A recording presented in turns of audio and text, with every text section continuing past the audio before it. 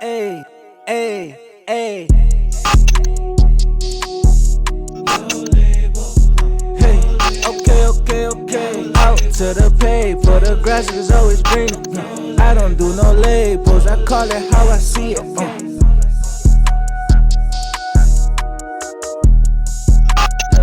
Okay, out to the paper, the grass is always greener. I don't do no labels, I call it how I see it.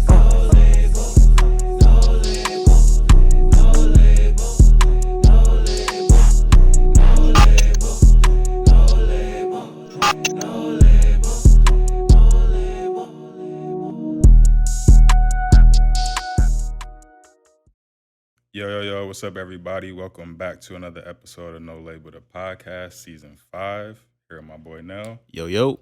Shouts out to everybody that's been subscribing on YouTube as normal, liking and following on Instagram. Follow us on Facebook, Twitter, TikTok. We should have started Threads account, shouldn't we? I might start a Threads. Most definitely. Oh, that's the new Instagram, right? Yeah. It's like the new Twitter. It's Insta Twitter. Instagram. It's Meta's version. It's of all a Twitter. mess. Now Twitter is X. Yeah. Stop They about to get rid of the block button. All right, We'll get Twitter. into that, though. All right, But No block? yeah, now go ahead and get to the sponsor. Word. Shout out to our sponsor. Shout out to Guap Coin. Popcorn. Cryptocurrency for the culture. You know what I'm saying? Get on that blockchain technology. It's the best thing for you. You know what I mean? Get some economic freedom in your life. You know Yes, what I'm sir. saying? Shout out to Bridge Studios. Of course. Beautiful place. You know what I mean? Record your vocals and all that good stuff. I got an event. You can book it. You know what I mean? 24-hour blocks. You know what I'm saying? Whatever you need, Bridge Studio is the place. Visit www.bridgestudiosny.com. 24 hours? Yeah, like you can really, call. yeah, they pull up. I need to book a session at 3 a.m. Boom, they got you. You can use like, it for mad stuff too, not just recording. You can shoot a video there, do some photography, photo shoot. we having beat battles. You know what I'm saying? They listening parties, all that. Okay, Bridge. We might have to slide on over. Fuck. Nah, for sure. The guest we have today, we've been trying to make this happen for a little bit. You know what I mean? We went on our hiatus. She was mad. Because I was so excited and hyped to do the interview. What was it, last summer? Yeah. It was like right before I was about to leave to LA, and we was doing an after school program, and Nelson like, yeah, we about to. I'm like, yeah, I'm ready, I'm hyped. Then he hit me up like, yo, Yeah. I'm sorry. I'm like, yo, you playing? No, she thought I was joking. That was when the issue with the laptop. Yeah, when the laptop was messing So up. that was your laptop. Mm-mm. Mm. Was it mine? I remember it was like Hold on, the RAM joint. You kept taking it to Best Buy. Oh, yeah. It was Oh my God. I thought you were talking about something else, but yeah. Yeah, nah. But we finally made it happen. I mean, I be a man of my word. You know what I'm saying? Yeah. And today we're sitting with the model, the artist, the event coordinator, the founder of BBYG. You know what I'm saying? The book club. We with Destiny. Destiny Anderson. How you doing? I'm good. I'm excited to be here. I Right. am, because Appreciate you with the for coming first through. time, and then like I love y'all podcast. So And I appreciate it. And it's like I felt bad too. So I'm like, damn, I know she about to I was leave. really so hurt. we was really trying to make it happen. Like, bro, I'm not trying to.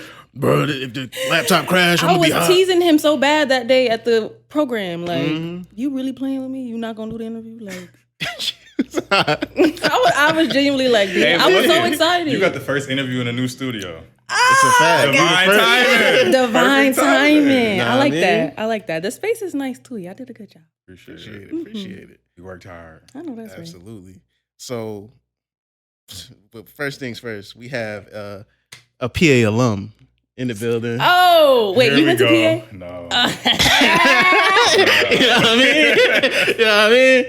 There we go. PA alum. Big PA in the building. You know what I'm saying? So Did you know him at PA? Nah, but it don't even matter. Because he didn't go to high school at PA. He So went to Hutch what? Tech. Hold on. Your first year was on Clinton, right? Mm-hmm. My last year was on Clinton. So it was like an energy, like Yeah. shit. Like he So came. what? You went from what grades? Like you went through high school? I was there from 5th to 12th, the Mm. whole road. Like He was there from 5th to 8th. Then he came to Hutch Tech. Yep. But yet he reps PA as if he went to high school. Because Because he wish he probably would have stayed. What? See? I wasn't trying to like. They He wouldn't let me You stay. wouldn't have no label podcast.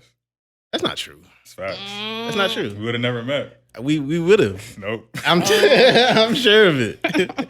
I'm sure of it.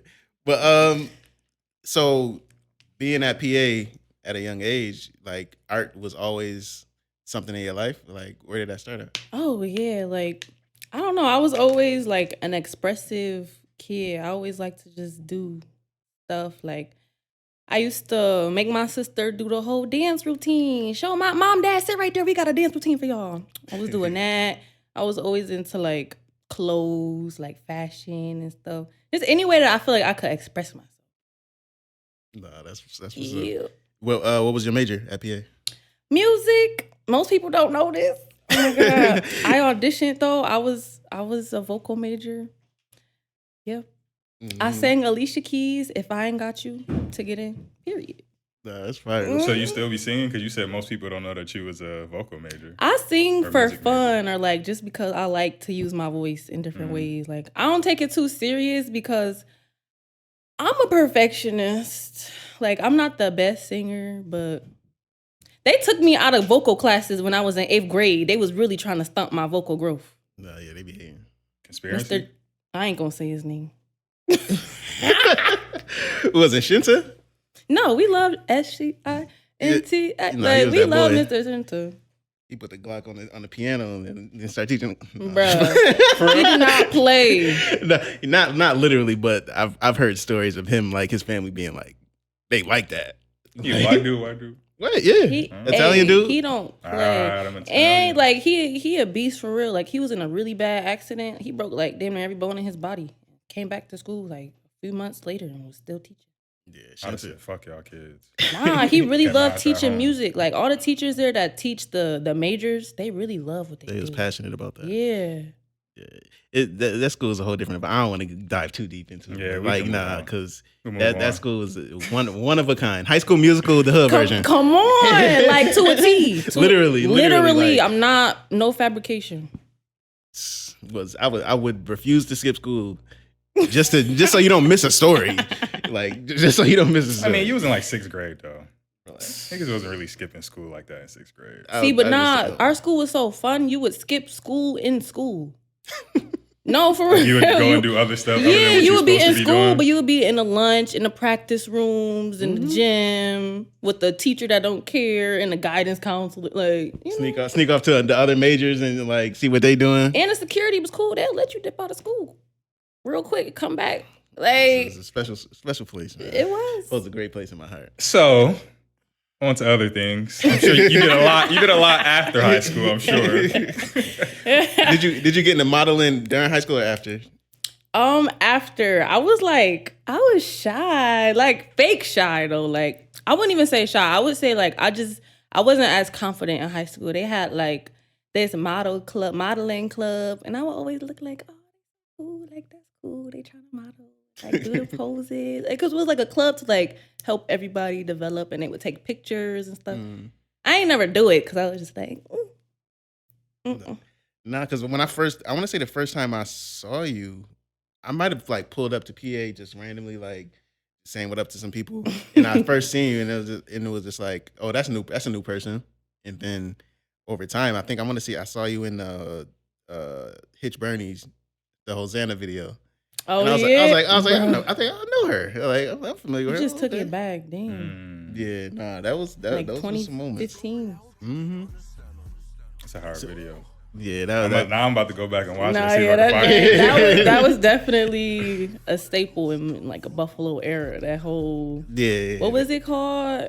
Those shows they was throwing. Anti-venue? Yup. Anti-venue. Yep. That's the song that West hopped on the remix. Yep, And yep. like it was on SoundCloud or some shit like that. Yeah. Oh shit, I didn't even know that. Yeah, That's nah, crazy. that joint did numbers like 500,000 and like and this back in 2015. So everybody was like, "Yo, it's out of here!" Like this, but nah, I just remember you have a very like memorable face. I know that's right. So I was just like, oh shit, like okay, I see her a lot.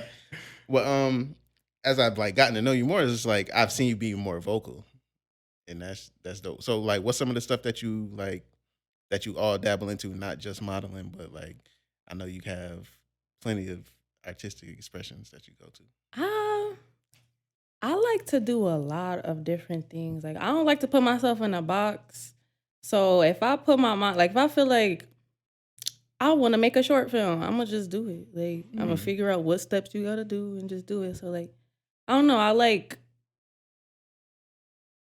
doing videos and photo shoots and like styling and things like that. But like I don't know, like this curation and hosting, like that's very new for me.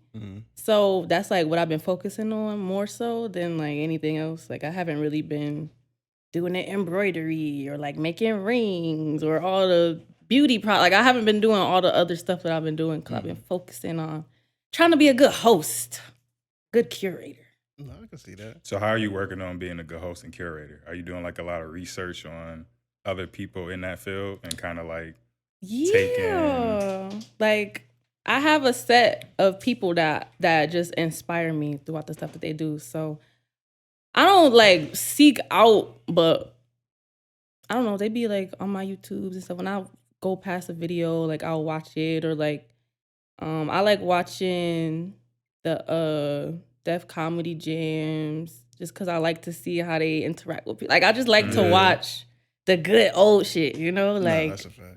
It's classic TV. The golden era. Come on. Sure. That was a golden Before era. it got weird. Like when everything was still like cool, funny, fun. It's less about like what you're doing. It's just like I feel like it was genuine. Like I feel like now it's like if you got enough money, we'll put you in front of everybody. Versus like, no, this dude has been grinding or she been killing it in the underground circuit. We have to bring this person in front of everybody Because of the talent. Because it's that good. Yeah, I think of people like you familiar with Ali Sadiq? Ali's been on the ground like grinding for years, and he's really like maybe in the past 2-3 years is getting his bigger break. I think I learned about him when he was on 85 South. So what was that, like 2 years ago? Yeah. Probably same. Low key, now that you say that. Yeah. Yeah, he just had I think he just did a special recently too that he dropped on YouTube. Yep, Domino Effect 2. Yeah, within the last couple months. Domino Effect 1 is a classic. Like that should have been on HBO. The second one is fire too. The second one it is. It's a different tone, but it's just like as far as like it's in the conversation with the DL Hugleys, the Cat Williams, like Domino Effect 1 is there. You know what I'm saying? And he got a weird connection to Buffalo. Like he always comes to Buffalo for Juneteenth. Bad people have weird connections to Buffalo. Yeah. Like randomly Adam Sandler be here. Word? Yes. I be seeing him. Where He was at Buffalo like maybe 2 years ago. Y'all know how he dressed like a regular Buffalo dad. Like, so if you see him, you'll be like, is that him? Like, he just looks so regular. He be here. Like, you seen him a couple times. I only seen him once. But You seen him a couple times. And somebody else said, here. no, somebody else said they saw. I didn't see him personally. Somebody else said they saw him. Like, I saw him 2 years ago at Buffalo. And then the following year, somebody was like, yeah, Adam Sandler was here. So, That's interesting. I don't know. He be here. So was Ali Sadiq here for Juneteenth this year? Yeah. He had like 3 days at what's that, Helium? Yeah. You went there, Camille? Damn, bro. Nah, it was like Why don't nobody be knowing? Right. I knew about it, but I was just like at the time I was spinning mad bread, and I'm just like, all right, I gotta sacrifice something. I was like, I want to see him, but like I'm just gonna suck my bread. I feel that. But It'd be like that. Sure. So you being able to express yourself in so many different like facets, did you feel like modeling kind of like put you in a box? Oh my God, yes. So just because like, okay, like when I first got started, I was 21. Yeah, I had just turned 21. I had just moved to LA. And like growing up, that was obviously like a dream. Like, I want to be a model. People always telling me, you tall, you should be a model. So I'm like, yeah. So it was like, how tall are you? I'm 5'9". I didn't even notice. You know, because we was just right here. That's why.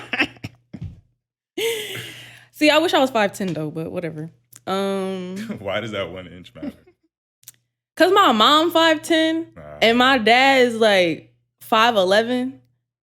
I don't know. It's just a weird like. Got it with the hair though. You know what I mean? That is true. But in the modeling world too, that 5'10", you could tell when that little bit of height, it make a difference. So it's kind of like sports. True.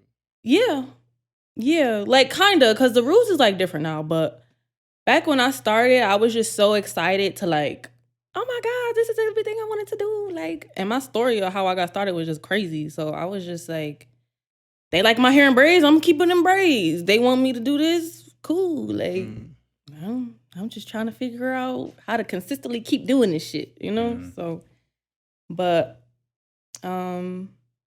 after like changing a few agencies and like, I'm not even telling the story for real. I'm leaving out so much. But get into it. This is the place to do it. So from Buffalo to LA, like I'm a model. Okay, Buffalo, let me take a shot. How I get to LA. Period. So from the beginning. Okay, so it was. Oh, I love this story. I ain't told the story in that long. Okay, so it was what, 2015? I graduated 2014 from performing arts. And like right after that, I went to Buff State for like, it was a semester. I ain't even really finished the semester. I knew immediately like it wasn't for me. So then I moved to New York City. I was like 18, 19 or something like that. I was there for like a year, bounced around Brooklyn, went to Harlem, went to Jersey. It was weird. Then it just didn't work. Like trying to model in New York City is like, New York City is the like staple for fashion. So you kind of already got to be developed there. It's really hard to like get on in New York City. I can imagine. Yeah, so it's like, I don't know, it just didn't work. Did you have like friends or family out there when you went, or you just went like on a whim? I had a cousin out there. I ended up staying with her. Me and my dude at the time, like, we stayed with my cousin. We stayed with his uncle. It was like, it was uncomfortable situations, but it was so much fun. Like, we was all staying like in one room.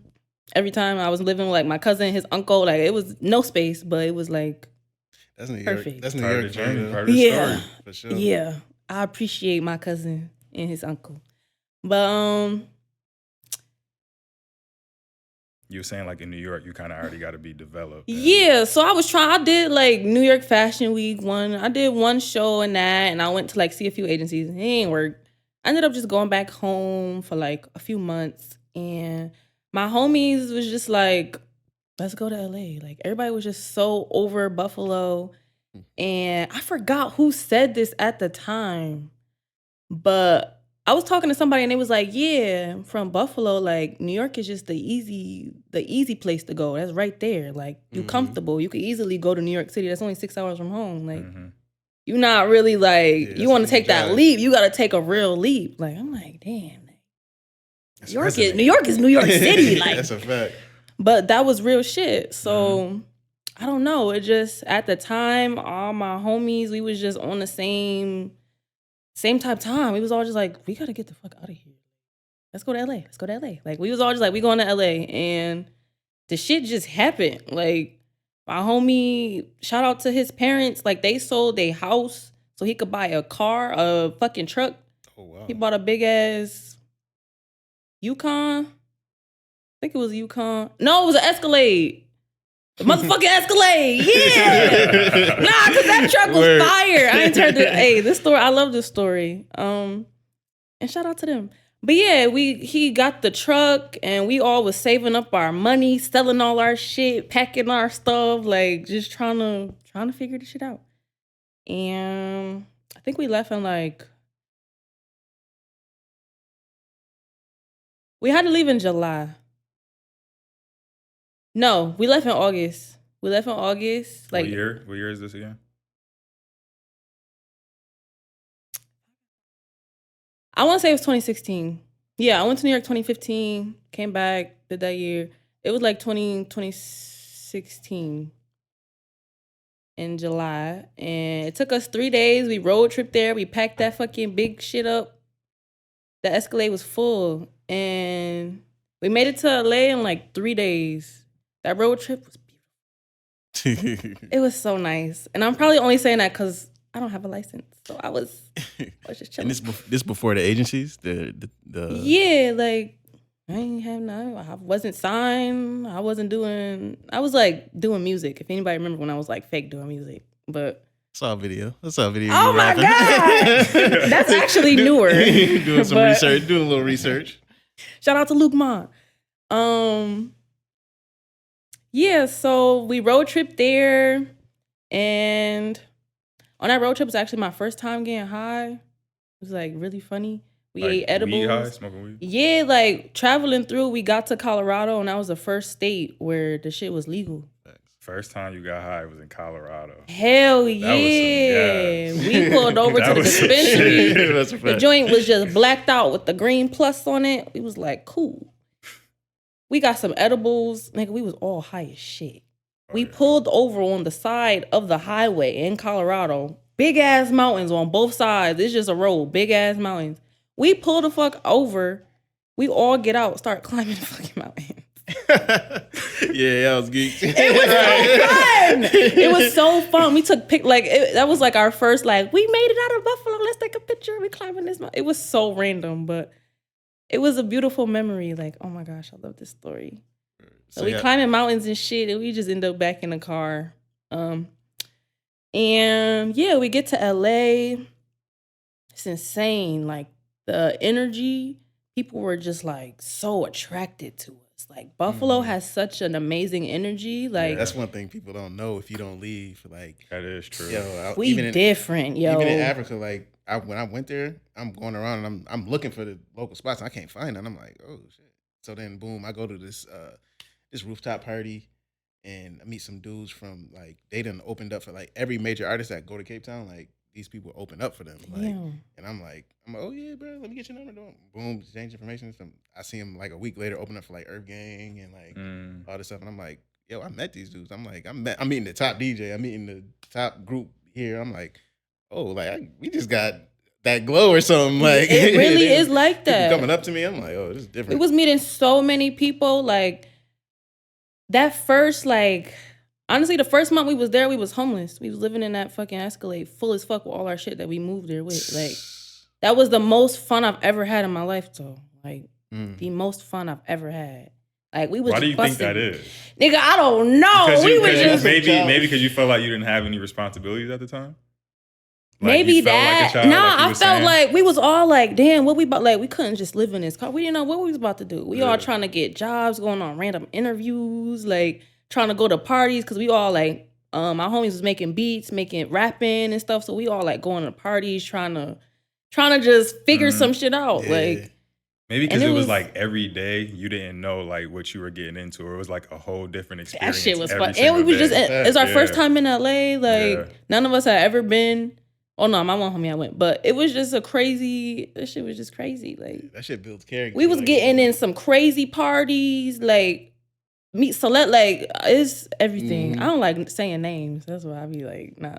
No, it's true. But yeah, like it was just we was meeting everybody. Like the first week was there. Y'all know that one song with Kendrick. Give me a run for my money and a run yeah. for money. We Love met the it. nigga who sang that a week before, like before he Zakari. did that. That was a He just some cool regular dude. Like Yeah, he seemed chilling, like chill. Yeah, he seemed real chill as hell. Like it was just random instances like that. Like people were just so like radiating towards us. We would go out and people we the center of the party.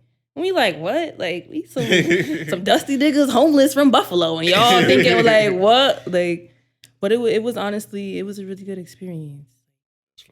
But I don't want to throw you off. Did you see the movie, the series, The Idol, on HBO? The weekend. I've seen a clip and I'm scared to even watch it. I heard it wasn't that good. That joint is fire. That one scene, you know what scene I'm Where talking he was about? like yelling at the dude. So cringy. It's very cringy, but it's like when you I heard see like the setting of it. like the cinematography and the way it was shot was real good, but like the actual Yeah. writing of the wasn't that good. If you understand music industry, you'll see it and like appreciate it. Like it's like you talked about, like your group of friends coming in and doing stuff. Like the people that The Weeknd is with is like that group. He has like a group of artists that he's training to be the next thing. Dang. And it's like a group of them, and wherever they go, it's just kind of like it's like magnetic. Like they just pulling all that stuff. It's like, how is this person who has con artists doing all this crazy stuff? How are they getting access to all, like what is happening? And it's like it reminded me of that. I should watch it then. It's I definitely love worth The a watch. Weeknd too. Like I miss when he made depressing stripper music. That was his bag. Like The House of Balloon series. oh Yeah. my god, I wasn't hip to him before then. Really? I think Yeah. I might have got caught on like right before he dropped whatever album that was. Like right before he started linking with Drake and shit. I think yeah. Mm-hmm. Yeah, I saw his. I think the first time I saw him, I'm a real music video head. I was watching. Same.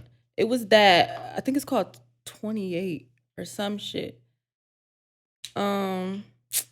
Damn, it's the black and white video though that they like one of his first videos that he popped on. I was like, who the fuck? From Because there, for I a was while like, too, yeah. nobody knew what he looked like. Right. Like, when he was dropping his first couple of projects, nobody knew what he looked like. He was just a mysterious dude. with Yeah, the, I thought like, The Weeknd was a high-pitched- group. Yeah, me too. Yeah. That's what I thought. Party Next Door too. I just assumed it was a group. That's good though. Like that suspense made me like it more. Yeah, that mystique, Yeah. I like that. Like I love like people who would like, you could tell they care about the art. That's one of my huge things is like, if you care about the art, like I can rock with you. I think like Tyler the Creator had a dope interview. He was talking about after the Versus battle, like during COVID. He was talking about how much respect he had for Jadakiss.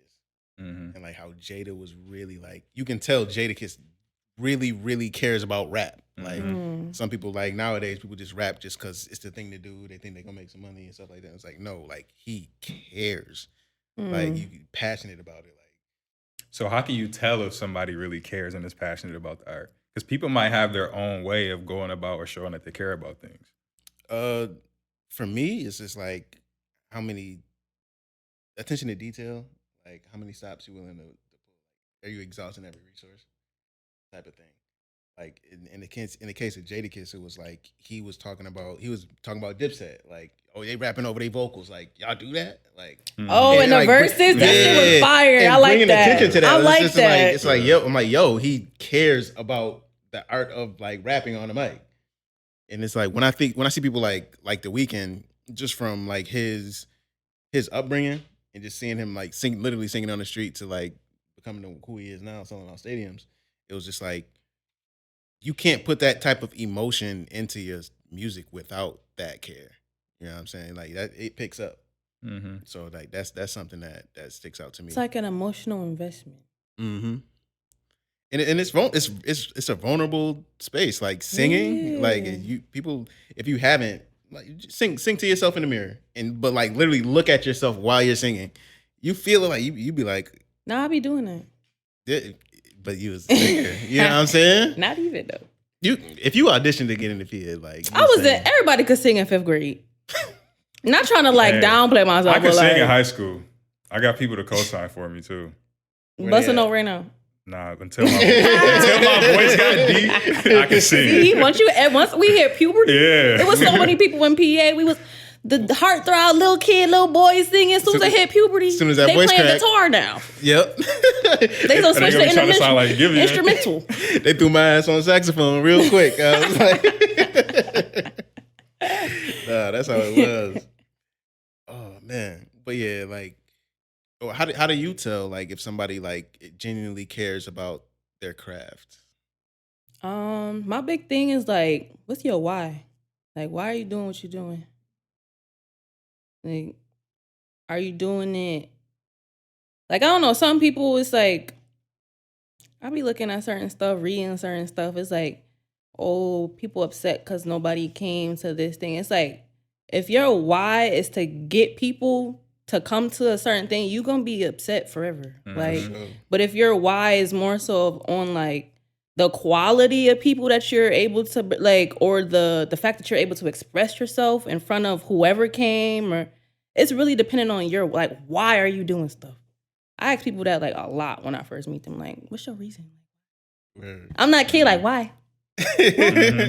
Why? And that shit probably makes some people uncomfortable too, Yes. don't it? Yo? Yep. Mhm. Because they didn't think about it like that. Mm-hmm. But like that's an easy tell.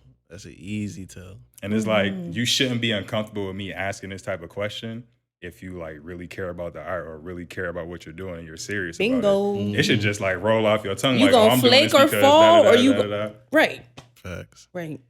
So I was reading some of your articles, and I want to say it was one from Europe. Somebody wrote on you, and it was like an interview, and they was talking about when you were modeling and during the pandemic, some companies were reaching out trying to get you to. There's a lot of, around that time where a lot of companies were pandering towards Black people. Like, oh, you matter. And Tell me about it. Tell me how the rate doubled in less than an email.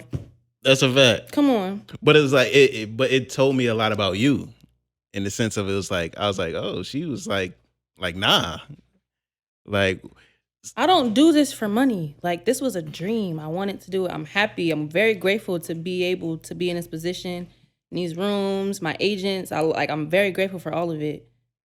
Money. God is gonna provide me with all the tools that I need from whatever path or avenue or thing that I'm doing. Like, I don't have to conform or like sell out. Like, nigga, yeah, I'm not no sell. Like, I know what the climate. I'm not stupid. Like, I know that y'all. I see what brands is trying to book me. I'm looking through your Instagram. I'm looking through your website. Y'all don't never work with Black people. So why y'all trying to book me now? Because George Floyd just got killed. I say no. Y'all sending me double?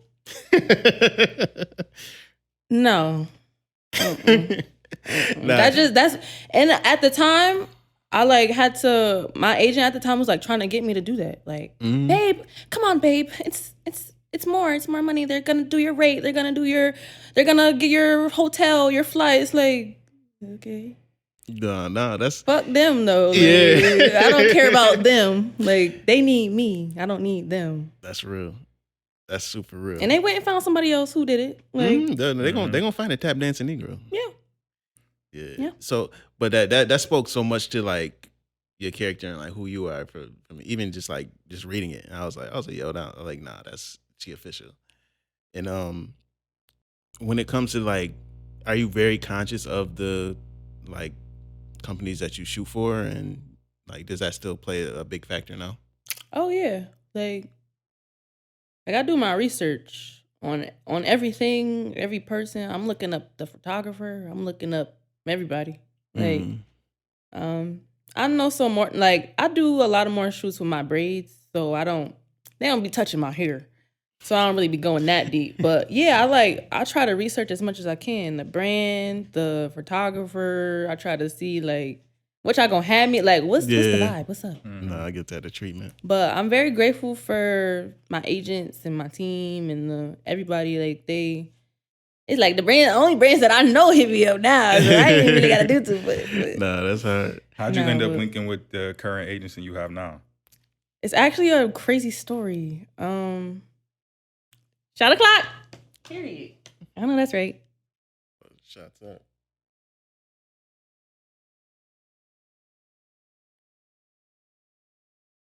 Oof, Jesus. So,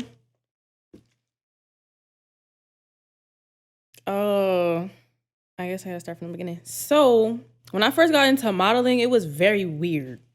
Like, this lady, shout out Maddie, she hit me up on Instagram and was just like, I'm doing this competition for this. No, she's like, I'm doing this. I'm like recruiting people for this shoot. She didn't even tell me it was a competition. I'm recruiting people for this shoot. I want you to do it. I'm like, she's like, it's Kendall Jenner. I'm like, who? Like, what? But you trying to scam me. Like, get off my DMs. Like, girl, please. She sent me her number. She like, no, call me. Like, I'm dead ass. I'll call her. She give me all the information. I'm like, she didn't even give me all the information. She just told me like, yeah, we doing this. Like, we getting a bunch of people. Meet us downtown. We gonna take you to the show. I'm like, shit, okay. I was in LA for like a month at that point, maybe 2 months. And I don't know. I just went through with it. I don't know. I just went with it. I went to the spot she told me to go to. It was mad people there waiting for a shuttle. Took us to the shoot. Whatever. Ends up, like, the shit turned out to be a competition for the cover of the Love magazine in the UK. And nobody told me. I didn't even know it was a competition. I was like, why is everybody, like, acting weird in here? Like, everybody was all, oh, I don't know. Like, I'm like, what's the problem? They're like, it's the competition. I said, bitch.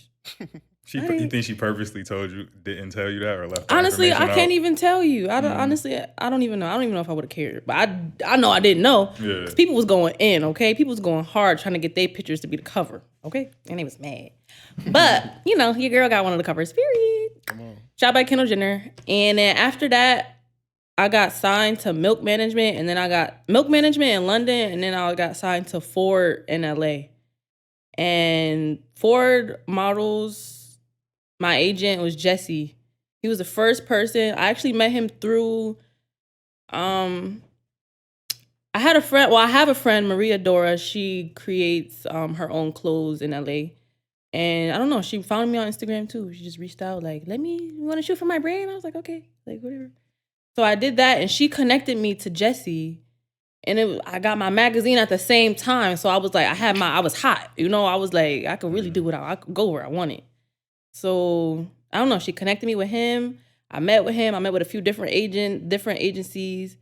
And I don't know. He just was like, he was just real raw with me. He was real. Like, I don't know. I liked his energy. He was just cool. So I signed with him with Ford. And then he left Ford. And I was like, okay, I'm going to see how this go. Then Ford wasn't working with me. They got new management. I was like, fuck y'all. Then I left and I went to LA Models. Yeah, Jesse went to LA Models. So when I was done with Ford, I was like, okay, Jesse over there. I'm gonna follow Jesse. So he went to LA Models. And then in between all of this, through all of this, he's telling me like, yeah, I want to start my own agency, my own like boutique agency and really like focus on people who I like believe are like more than just models. And that was always my thing. Like, I'm not just a fucking model. I look good in clothes. I look good at anything. I'm just not just a model. So that when he said that, I was always like, okay, Jesse, I see he want more. Then he ended up Then he ended up leaving LA Models, and I was like, damn, like he gone again, like shit. But I'm not the type to. I'm not just gonna follow him. if shit working for me, I'm gonna stay here. So I stayed at LA Models, and that was cool. Like shout out all of them, and then I don't know, like.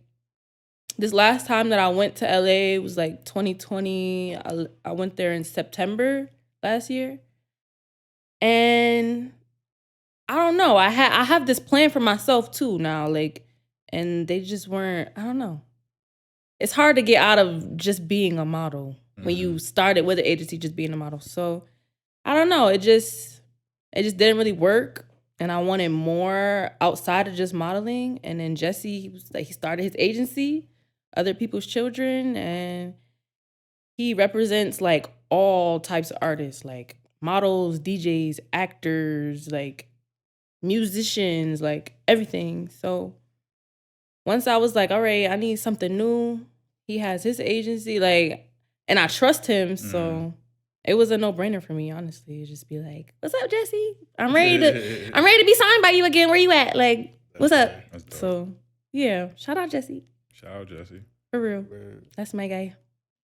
So yeah, I remember what I was thinking before. See, bro, I forgot you even had a brain Me first. too. I forgot all about it. So when like you're like very specific on like the companies that you want to represent and not have your image, that tends to leave a lot of money on the table. What my question was, like, when you see our generation now, we're so hyper monetary, and it's just like we tend to forget like it's the resources that we really want. We want money so we can get something else. We don't want money just so we can. Yeah. Tool. Money's nothing. Yeah. So it was like with that, I wanted to ask is just like, when it comes to money, is once again, is it like more of a tool and you like focus more like on manifestation, or like what's kind of like your philosophy with it? As far as money, God always gonna give me what I need to like be good in this life. Whether that comes in the form of money, that comes in shelter, that comes in relationships, that comes in job. Like I don't like money is just one tool. Like I don't know, that shit paper. Yeah, I feel like that should just get so lost amongst like the generation now with social media, and I'm trying to figure out where. Yeah, that because it's that started. flashy 'cause culture. they Like, like- I got this, I got that, I got a Yeah. bankroll, I could They do like this with my flexing money money. and put it Yeah, down my damn exactly. All that arm. other Like, shit. nigga, okay. So but- many of my students, I got like a little stack of fake money in my classroom from an account. They be doing a little spread. Like, Mr. Clark, you can't even do the money spread. Like, no. Because I'm like, flexing is like the coolest thing in the world right now for some reason. yeah, unfortunately, Students be flexing on you with the money spread, bro. bro, it'd be Dang. ridiculous. They stole Get some your of my, money spread game. bro. They up. stole some of my fake money and all that. They mix it in. their People be bankroll. stealing my fake money too. I got fake money like. Yeah, But like in your studio, they be stealing it. No, just like I would have fake money around my house, and I like, okay, like this was like a few months ago and stuff. But I always have like fake money around because I don't know. That's a tool. Like if you want money, you need to see what you know. You yeah. gotta see what you little want. subconscious, Like you know what I mean, how a house manifestations. altar and things I like thought that. you You was gotta gonna have say money. you leave the fake money around to like catch the people. I who- do. Nah, You know how many? that is a I valid do. move. Catch the snakes I around you. do. That's a fact. I have like this. That's I some had shit this come out home missing. altar, and I would have money. I would just have money just randomly, just randomly, and that shit would be gone. Mm. I would never know who took it for real because you Be know. mad as hell. Not even mad. It's just like No, I no, got them, some snakes around me. Mhm. Like, Yeah, But you can't pinpoint who it is. yeah. gotta cut the grass. Gotta cut the grass. Yeah, Snakes in the grass grass, is so bare. I'ma It's cut dirt. it. It's dirt. So, well, you said you had you have the altars in your house. When did you like start paying attention to like your spirituality? I know that's like a spiritual thing. Have an altar in your home. If you don't know, most Black people have like a certain spot in their house where they have like obituary, like the obituaries, and just like dedicated to their ancestors. Mhm. So, like, when did you get tapped into like spirituality and altars, crystals, all that? Yeah, like you said, like a lot of us do it and don't even know Yeah. that what we're doing is like part our of our ancient, nature. for Yeah. real, like our ancient ancestral practices. Like being in the place that I am now is like I've been doing spiritual stuff since I was a kid and ain't even know. Like it's still certain stuff like you said, the whole mirror thing. Like look in the mirror and see. I do like, bruh. Yeah, that it's different. That shit is real. That's a like. fact. I don't know, like I feel like a lot of us need to focus on like what we need to do to heal ourselves because Black people have a lot of generational trauma So, and like just baggage, even just from the past, our parents' generation, you know? So I don't know. I think it's very important for us to think about self first, like in a certain aspect. no, I'm big on that. Like, even being selfish. Like, it's not Yeah. as like a negative thing. It's just like I'm going to focus on myself, and it's like I know I like people around me to be doing good. Mhm. So in order for me to really feel good, I have to be doing something that will radiate, and you'll be able to pick up on it and build yourself off of it too. Exactly. And then it's like, boom, I create that energy within myself. You feed off of it. I see you successful. Oh shoot, let me up it up too. Like, Exactly. Like I just posted today, like what I say? I said, self-love helps everybody. If you love yourself, you're gonna move differently in the world and treat people differently in the world because you're coming from a place of self-wholeness, you know? facts. So it's like, yeah, working on yourself can be selfish, but it's like, no, it's not. It's 'Cause- really not. It's you're benefiting not- everybody. Right. Because how you Like view yourself is how you like view your reflection on the world. exactly. So And it's if you're not working really on selfish. that, it's not. It's not. I think the things that we think are selfish is actually like self-work. Mhm. A lot of us don't really know what that is or like how to do it. You know? You familiar with the term like shadow work? Oh. Yes. Yes. So Ooh, my shadow. Lord Jesus. Bless her soul. but you said something that stuck out to me in terms of that. Like you said you weren't like the most confident like necessarily in high school, but then you transitioned into modeling where you really have to like show confidence in order to be with this brand or this company. What are some things you did to face your shadow and build your confidence in order for you to be in front of the camera? I love my little shadow. She like, ooh. Some things. Honestly, accepting myself. Not trying to be like, once you accept like the darkness within you, nobody can tell you anything. Nobody can like make you feel any type of way because you know what you have, you know who you are, you know what things you possess inside of your energy. So I think it's really like self-acceptance. Like, this is me, this is my life, this is what I've been through, this is what I want. And that's just that. Like, can't nobody tell me nothing because I know, like, nobody can like say anything to really like, I done said it to myself already. You know what I mean? Like, and when you say accept it, do you mean like accept it, accept the flaws, accept your shadow, etc., and like it's okay, or accept it and kind of realize it and then start to work on those things? it's a little bit of both. Like, I try to give myself grace because life is a lot. And like being Black is a lot. And then being a woman is a lot. So it's like all these different layers of stuff. So I try to give myself grace and just like accept myself, my shortcomings, the things that I feel like I may lack in, the things I felt like I may have, you know, done wrong in life. Or, well, really, I don't have no regrets. But yeah, really like just fully accepting all of my darkness or like things that I feel like will be ugly. And then, you know, some things I'm able to reflect on and see immediately to work on. And other things are just like, this is how I am right now. Like, okay. Was there any affirmations specifically that you said to yourself? Oh my God. My favorite affirmation. I've been saying this since forever. And I tell everybody else to say this. I always say, always, always, always, always, always. I say this every day when I wake up in the morning. Before my feet touch the ground, I try to say 5 to 10 things I'm grateful for. And then I say, like, everything is always magically working out for me. Period. Absolutely. I don't know. I don't know. That's just what naturally came to me to say. Like, I know God love me. God know my heart. He know my soul. He know what I want to do. So he gonna give me everything that I need as far as mentally, physically, spiritually, all in this 3D. He got me. So it's like, you know, it like, is what it is. What's done is done. It's up to God at that point. Right. God know my heart. So me and God like this, period. Nah, rightfully so. Rightfully so. I think that's something that, like, if more people in our like community like face that shadow, I feel like we would be in a way different space than we are right now.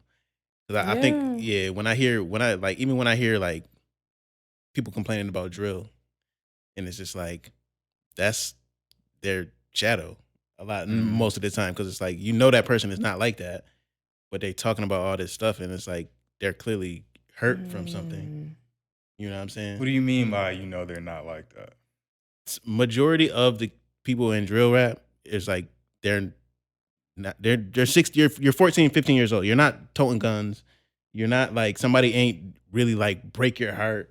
Like, what's your real odds? Nah, the dude, heartbreak be happening that, like bro. 6th grade. Because at 14, 15, these little niggas be toting guns. These little niggas be gangbanging. They be getting their heart But I broken. think you're speaking to like the wholeness of a person. Like, yes, you can like put this image in the forefront, but that don't mean that that's all of what you are. That's a fact. Like, that's a fact. But at that age, like these niggas probably still going to church. I doubt it. They could be. They run out on themselves demons. But like, so say if you think about you at 13, 14 years old, whatever it was that you were doing on a daily basis, whatever it was that you were passionate about, that was your life. So for me, for you, at that point, it was basketball. So for them, if it's gangbanging and they in the street and that's the only thing they're doing, going hard. And that's the only thing you're doing, then that is your life and that is who you see yourself as. That's true, but it's like I feel like at some point you become susceptible to that, in the sense of my grandma passed away, and then something like I felt cold. You know what I'm saying? And I just wanted to inflict the pain that I felt on to the world that I experienced, type of shit. Like, it was in Ali Sadiq, like he talked about in his joint loss. He talked about all the L's he took throughout his life. And he was talking about his sister passed, and he was just like, he said, went outside and said, I became a monster. Like, anybody like saying anything to me, like, it's up. And it's just like, it's not necessarily the person in front of you. Like, that's the shadow. The people don't know. That's real People shit. don't know that you lost your sister, bro. Yeah. And it was just like he was inflicting that pain But that he now- felt to the world. Another thing though, he was already in that lifestyle or that type of person, and then his sister dying took him over the edge. So it wasn't like he was just a straight, narrow school kid who was doing great, getting straight A's, and his sister died, and now I'm outside killing and shooting. It's a shadow nonetheless. You know what I'm saying? Damn, low key, you making me think real deep right now. We like to do. We like to talk, man. But like that, I think that's one thing that like I believe like the shadow in like artistry is like this. Like, you know what I'm saying? Like people be like, oh, this R&B artist just went through a heartbreak. Oh, that album about to be fire. Somebody please break the Weekend heart. So we can get this heat. Please. You know what I'm saying? But it's like I noticed that also, like even being at PA, like I've gotten like I have friends who like, and I hear stories, and it's just like what they've been through, and it's just like, yo, and it's like you turn that into like this beautiful person. Like Lord. that's fire. Mhm. Like, and I feel like we're missing now in our like artistry in our community is that conversion. You know what I'm saying? Drill rap is very like I'm hurt, like I'm drilling on everybody, I'm smoking on my ops, da da da da da da. Versus it's like, nah, like I've been through some shit, and I'm letting you know that. It's similar to like what Meek do right now. You know what I'm saying? Like he was outside, but now he's like I realized like that's not. I'm turning that pain into like I'm about to get this bag now. He was able to grow through that though, and I think that's one thing we don't let people do in the Black community. Like I hear all the like that's honestly a perfect example. Like the drill music. As Black people, we don't have all the tools, the knowledge to like put all of these things in place and like, okay, yeah, I'm doing this because I'm upset, and I know like a lot of us don't know that. We don't even. Yeah. Like We don't even think it's a like you said, you give thing. yourself grace. We have to give each other grace. Right. So Facts. it's like, yeah, that might be a lower part of our community that we don't want to, of our culture, should I say, that we don't want to, that we talking about, and but it's a part of it. Like It's that's your cousin. It's so many literally. It's like that's your cousin. It's like people talking about Sexy Red. It's like, I love Sexy Red. Get it, but it's like that's literally all of our like we all know people just like that. People be thinking I be joking, like, yo, I actually like Sexy Red. Come on now. But it's like If you see me and you drunk, you wanna fuck with me, then I'm gonna yo, it is, bro. It's all us at the end of the day, like, and it's like y'all all sit down at the table and eat dinner together at the party, at the cookouts, and y'all laughing, kicking it, and it's like, yes, that's a part of us, and it's like I think that's a big part of like shadow work and stuff like that too. It's like accepting that. And then it's like, I don't know if y'all saw, she was on Lil Yachty podcast, and they asked her like, oh, what's the craziest thing that happened to you?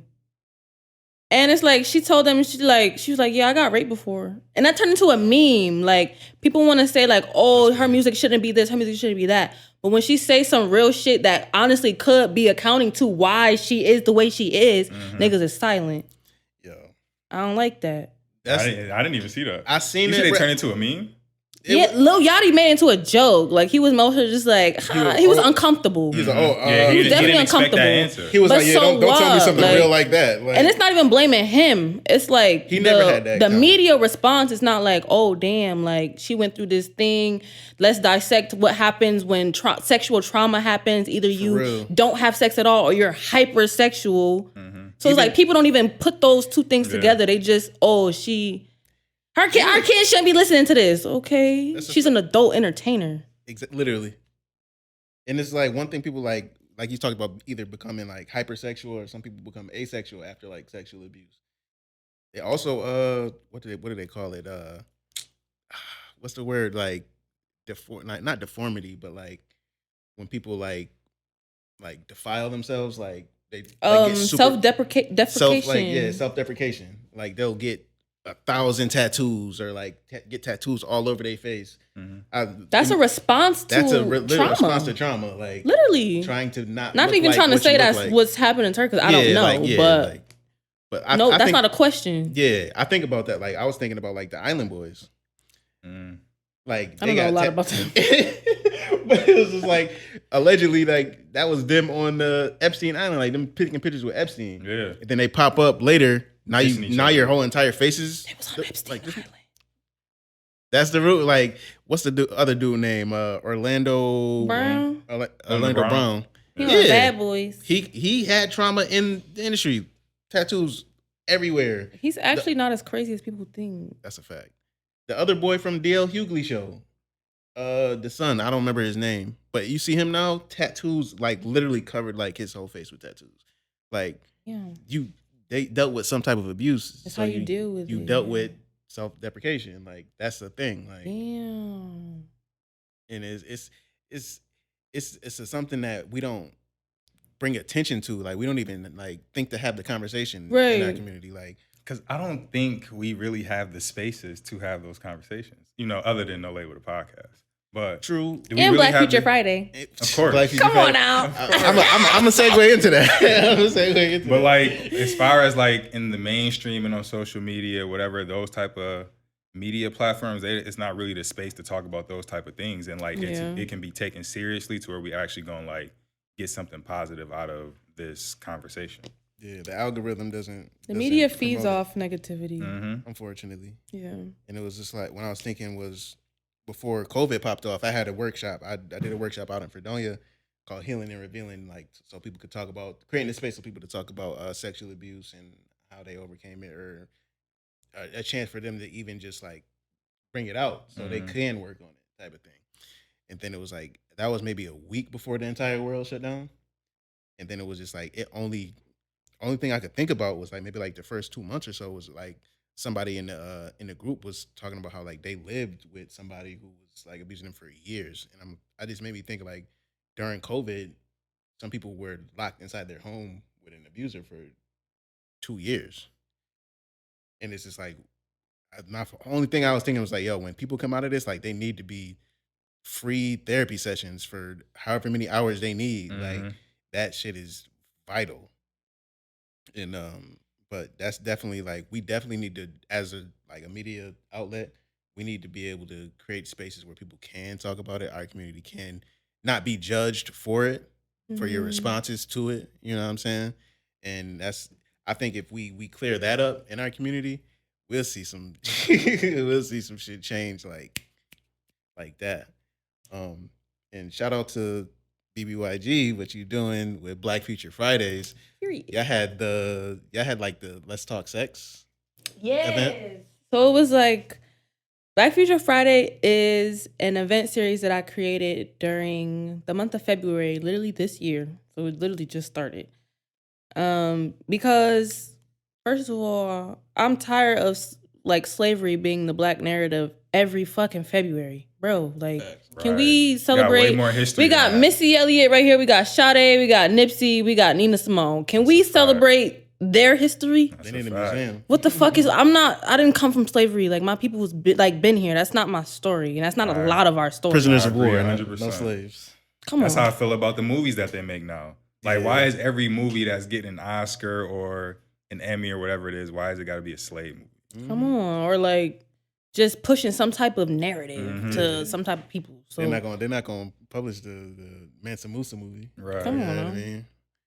But yeah, I created Black Future Friday during the month of February to add something new to celebrating our history. Like, I really wanted to focus on stuff that we have to celebrate now so that we can look back on it in a few years and be like, yo, that was fire. Like, look at, this is what we did. And that's a part of our Black history. Absolutely. So with that series, the first series that I did it in February, I did art, I did food and sex. It was 3. And I did like, it was like a dance one, but I don't know, it wasn't really on a Friday, so I'm not calling it Black Future Friday. But then in June, I brought it back, and there were 5 Fridays in June. So we did art, fashion, food, movement, and sex. So I try to choose themes that just go within Black culture, things that we can talk about. So like art art is such a vast thing, and Black people do so many things that is just artistic as hell by design, by nature. And like food, come on, we all know about soul food. We already know, like we got that on lock. Seasonings on lock.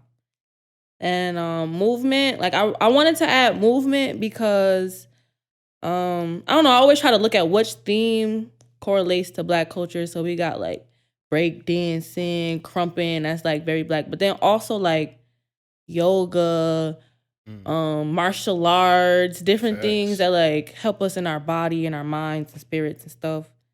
And fashion, come on, nothing ain't high unless a Black person do it. Shout out Rihanna. Talk about it. And then what was the last one? Sex. Come on now. The sexiest culture on the planet. Come on. Period. So It started with us, you know what I'm saying? But the first people. that's a fact. The original man. Yeah. Absolutely. So I picked these themes, and then I try to get people who go along with those things. But the main point of Black Future Friday is to create a space for discussion, like outside of social media. I want to get to what the real and Black culture is outside of the narrative that society paints for us and that we just kind of fall into because we see it. Yeah. Like, what do we really feel? Like, my favorite example is like the whole, like, we talk about, obviously there's a bunch of stigmas with sex and like different things like that. Like, that was actually really fun. I think you came to the Black Future Friday sex one. I think you came late though. I swear I didn't. I wanted to go, but I didn't. You did go because you're literally in the video. Which one? That Sneak Vibin' took the day of the sex one. You're in the video. Was I late? You had to be I must have late. been I know you super missed the late. discussion because you Yeah, definitely yeah, came yeah. late. Nah. I think I know what the one you're talking about now. It's video proof. You was there. I wish I was there from the beginning. Nah, but that one was so dope. Like, all of them are like really cool because we all like talk to each other. We all like pass the mic around and say our opinions on certain things. But the sex one was so cool because we break down certain stigmas of like men being sassy and like what's gay for men to do and like what like polyamory. Like, do we really fuck with that? Like certain hot topics that like control our culture, kind of, sure. you know? Like, What was the topic that got like the most passionate discussion? Mm-hmm.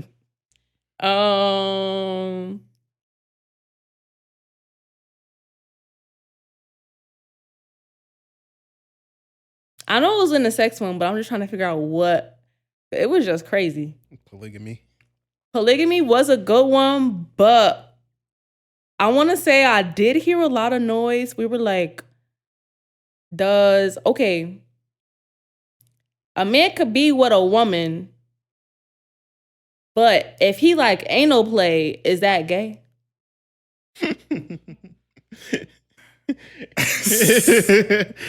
That was a really good talk. And you know what? I ain't gonna say no name. A lot of dudes was like, what people do in their own room, that's up to them. That don't got nothing to do with, hey, that ain't nobody business but yours. I mean, I do agree with that, but what was the overall like decision on that? The consensus. I think it was such a good discussion because it was so 50-50. Mm-hmm. So many people was like, no, only if you with a man, that's gay. And so many people was just like, no, that's weird, that's gay. Like, if you like it in your butt, you like it with a dude. Like, so it was so like 50-50 that it made it a really good discussion. So and I'm not saying that nobody's wrong. Nobody's wrong. Nah, What you think, though? I'm about to say, yeah, what y'all think? Stay away from my poop. I'm not asking you what you personally do. I'm asking you, do you think that if a man likes anal play, is it gay or not? That's up to him. I'm right. not worried. Answer the question. But that man, what do you feel? Right. What do I think? PC shit. I think penetration is like, for a guy, like having that happen to you is just like, that's a nah. And that comes from like I've like studied different like concepts on it, and it's just like it took me back to like the martial art concept of like you want to put science behind it. Everything I do is like I got a method to my madness. Nah, this is the mathematician here. Right. Come on. But it's just like you getting conquered type shit. and it's just like something. It's like Men need to submit. You a castle. And But this is my thing when it comes to that. I feel like I agree. I'm gonna come back to that. I agree. I feel like when it comes to like anal play and like play backdoor. What's so fun? What y'all think? What y'all think? Like, is that gay or no? I mean, we're here. Let's talk about No it. wrong answers. Like, But it's it's really like, personal. I just feel like That's a good conversation. there's no like masculine position you can be in when you're doing that. And just me personally, Why you gotta be masculine all the time? We all have masculine and feminine in us. We're definitely 50-50. You know what I'm saying? Why you gotta be masculine all the time? I mean, but you can do that in other ways. Like I feel like maybe I like wearing pink, so me wearing pink is like my. That's so feminine basic side. though. Like, I'm pink, just for anybody example can- though. Okay. In the Anybody can wear bedroom, pink. in the bedroom, Dante, when he's tapping your feminine bag. Nah, but like, listen to this right here, okay? Don't be afraid to move. Because your this is gun my here, this is man. my I'm good. mental science. This is my mental science. So it's like everybody not gonna be into the same things, obviously, but like this is just this is what I've heard, and I'm like, that makes a lot of sense. Black men have. I don't like the fact you laugh. I'm not. I'm just. It's because this is really for anybody, but specifically, like Black men are always in a position where they have to be like, like staying 10 toes. I'm a Black man. I holding everything down. I'm protecting, providing, strong. Defensive stance. You know what I'm Yeah, saying? like I'm scoping, my head on the swivel. Always. Don't y'all want to just like not do that sometimes? I mean, yeah, we I can do that. sometimes. Yeah, But like in the most like when we cuddling, in the most opposite of doing that, like, and it's like I feel like Black men are so like, what's the word? Like, people expect Black men to be so dominant during sex too, just because of like porn and just like narratives of society and shit. Like, y'all got to be dominant in the world. Y'all got to be dominant at home. You got to be dominant in the bed. It's like when y'all let y'all hair down. I don't know. Maybe I'm crazy. He cracking Nah, I mean, up. that's a I'm good crazy. question. Like Nah, when it y'all supposed to like But feel me personally, dealing with the behind the door stuff, that's not where I choose to do it at. And that's to each his own. Yeah. To each his own. Like it's no wrong answer. Nah, that's like valid. it's really personal preference. Nah, but I was reading something. It was talking about like the submissive, dominant type of like relationships and stuff like that. It was talking about like how in the submissive, like when a woman, like let's say, or whoever the submissive is, it's really like a place of power in itself. It's because Being like submissive? Because it's like the dominant is not going to do anything that you don't want to do, because if once you don't have consent for it, it's like it's over. Then that becomes an abuse. That's not a dominant. That's an abuser. You know what I'm saying? So you really dictate what goes on in that situation, and it's just never like thought from about an it like that. aspect of receiving. Never thought about it like You know what I'm saying? So it's just like that power dynamic, and it's like I feel like we see that with Black relationships in general. Like I don't even want to say that like that's a real. I don't want to push that narrative that Black women aren't submissive, but it's just like a lot of we are. a lot of Black men aren't worthy of being that dominant energy. You know what I'm saying? Like if you're not leading properly, if you're not loving properly, you don't deserve for that woman to be able to just lay down and let you do whatever and you don't know what the fuck you're doing. Hot take. Come on. You know what I'm saying?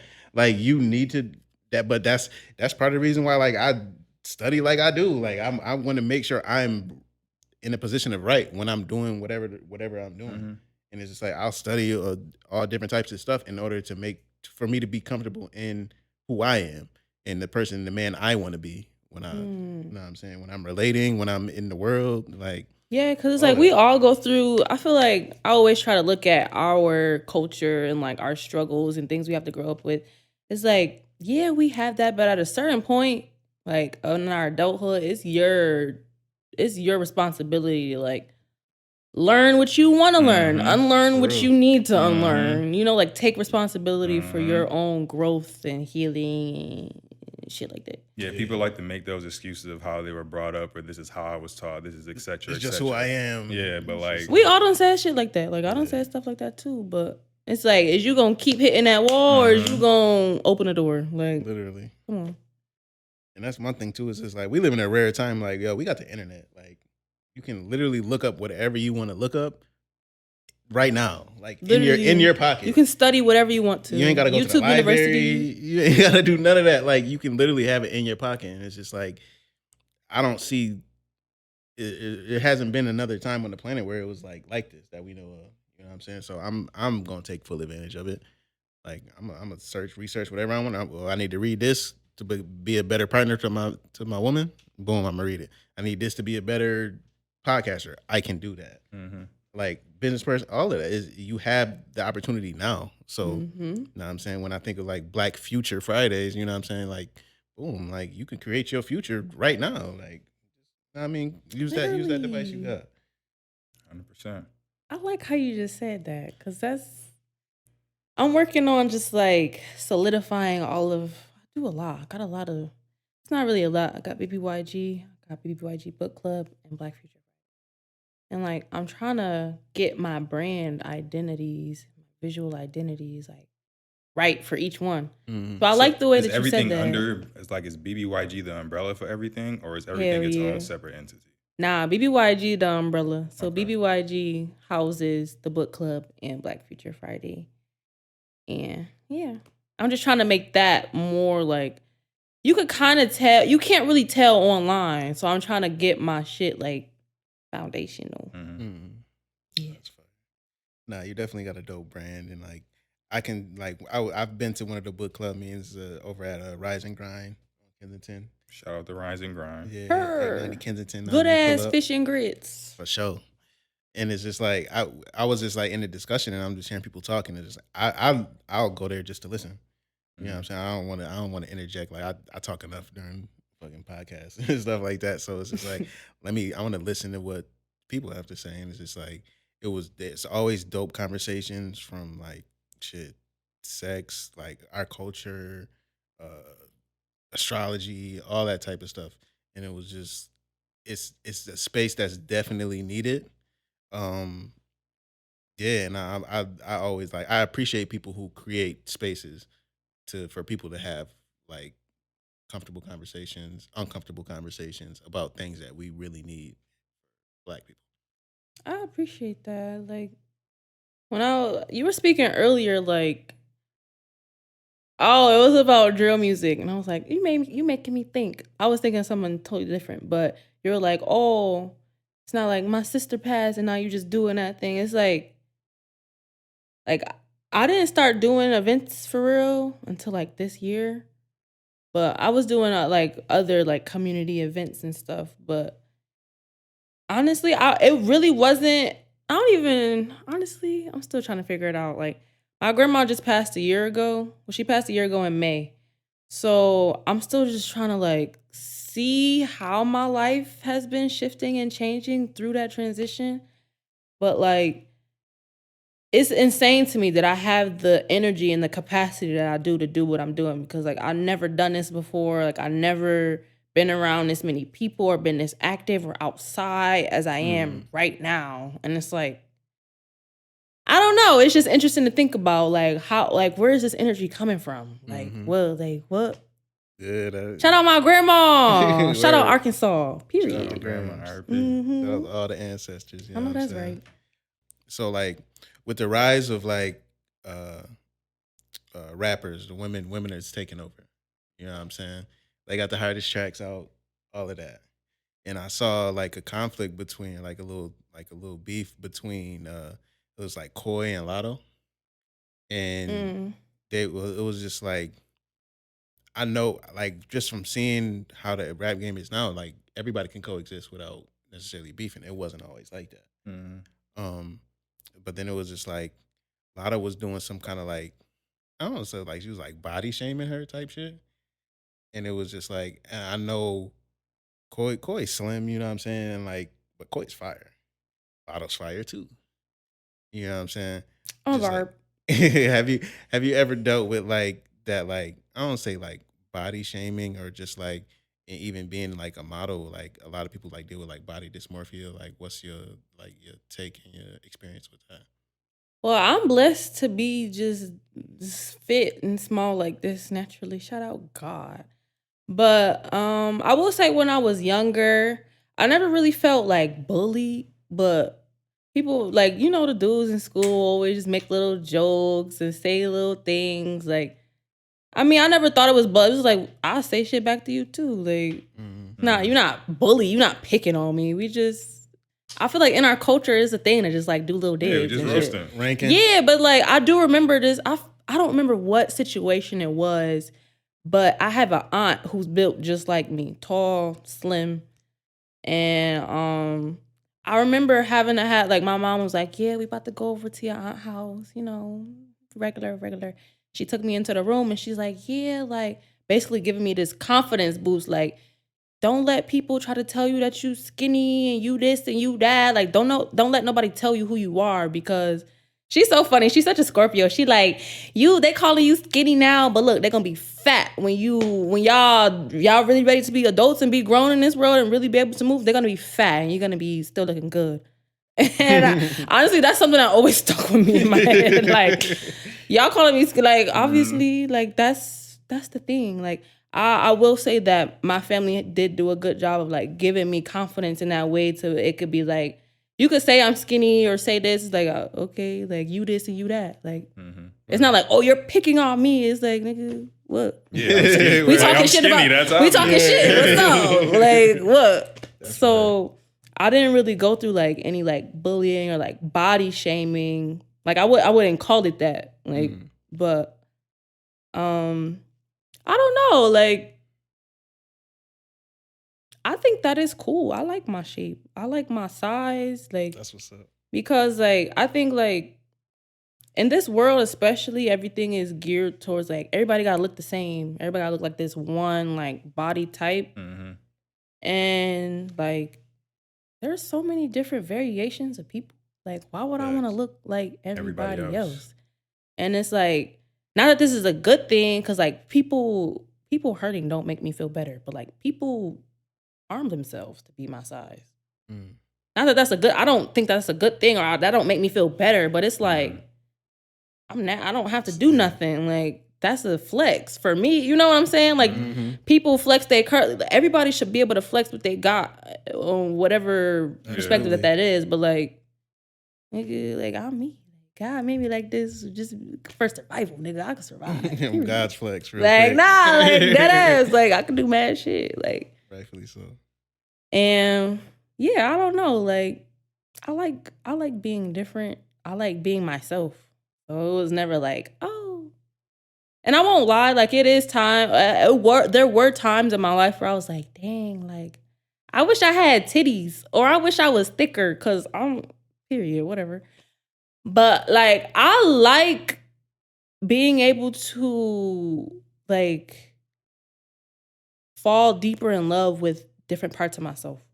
You know what I mean? Like I think that society tries to get in our brain and make us feel like, oh, you got to look like this to have this, or you got to look like, you have to be this image to get what you want. You know what I mean? That ain't, I get what I want regardless of anything, because I have God's favor. Like it's not, it doesn't have to do with my body type. You know what I'm saying? Like that's so shallow of like, you know what I'm saying? Like, bro, like everybody is every human has a body. Every body is different. So it's like, come on now. What are we really talking about? Because it's like, basically there's other abilities and talents that you have that you like can tap into in order to, like you said, get what you want. You don't have to conform to what everybody else has to do in order to get what they want or to get what you want, because that's what you see every day on social media. Exactly. Like what's for me and what I want is for me, and what I want and how I'm built. Like I'm built for exactly what I want. Like, you know what I'm saying? Like, for sure. So I don't know. Like, can't nobody tell me shit. Period. Like, Period. Can't nobody tell me shit. That's super dope. So for all the people who want to get in touch with you, and they want to see like what you bring to the table, BBYG, how would they find you? I hate that phrase, what you bring to the table, first of all. Oh, I'm going to God. just say that right there. That's a whole nother conversation. It is. Should you bring the table? I ain't even say that. I just said I hate the She said phrase. she is the table. I'm the am the house that the table. table is sitting in. What the fuck are you talking about? No, but where can people find me? What y'all looking for me for? I'm scared. Because they want to be in a safe space to have these Yeah, nah, I'm conversations, playing. like no label. Oh yeah, book club 2. We are reading All About Love by the Queen Bell Hooks. Rest in peace. If you want to join the book club, you can find us over at BBYG Book Club. Is that my Instagram? Y'all don't pour me. Whatever it is, we'll put it's it gonna on be the right screen. there at the bottom. Lord Put it on the Jesus. screen. No, but no. It's BBYG Book Club. Y'all can get all the information there. We meet every Sunday at the Rise and Grind Cafe from 12 to 4.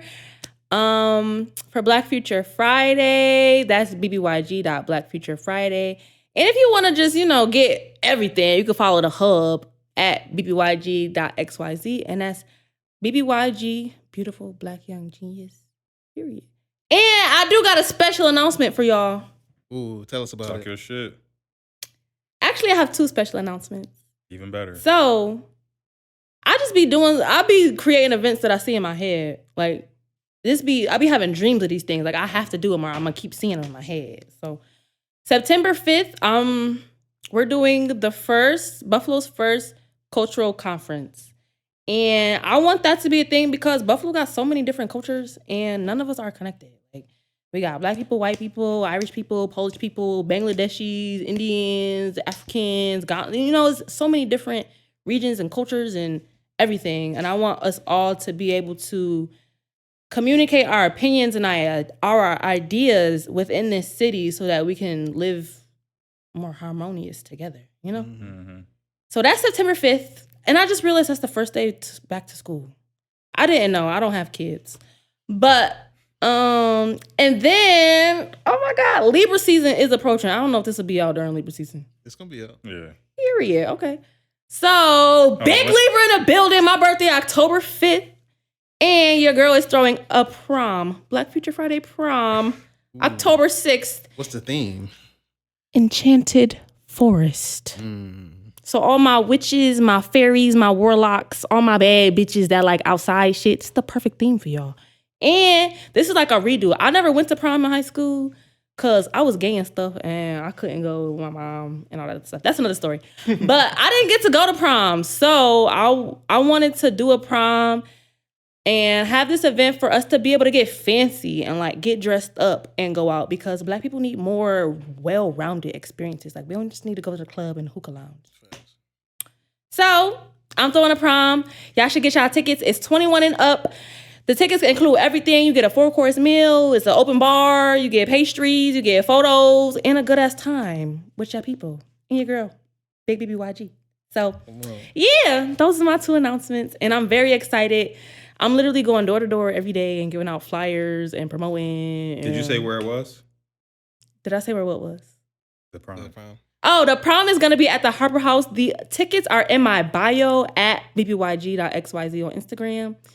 And BFFprom.eventbrite if you want to just go ahead and get the tickets because you already know what the vibes is. I know it's going to be lit. And the cultural conference will be at the Frank E. Merriweather Library in the auditorium, which is also the longest standing Black-owned business in Buffalo, New York. Period. So come fuck with your girl. Yeah. History in the making. I know that's right. Oh, you got somewhere to be now? Oh. That's booty call hours, ain't it? Nah, and that's what I'm about to say. I set my alarm. Who making you dinner tonight? I set my alarm. I got military time. 2. Oh, Okay. Remind me to be grateful. Shout out to the ancestors. Absolutely. That's right. Thank you for joining us and being our first guest for season 5. Oh, this was so fun. I had a good time. Thanks, y'all. Thanks for having me here. Good The space combos. is dope. Like, I've been waiting.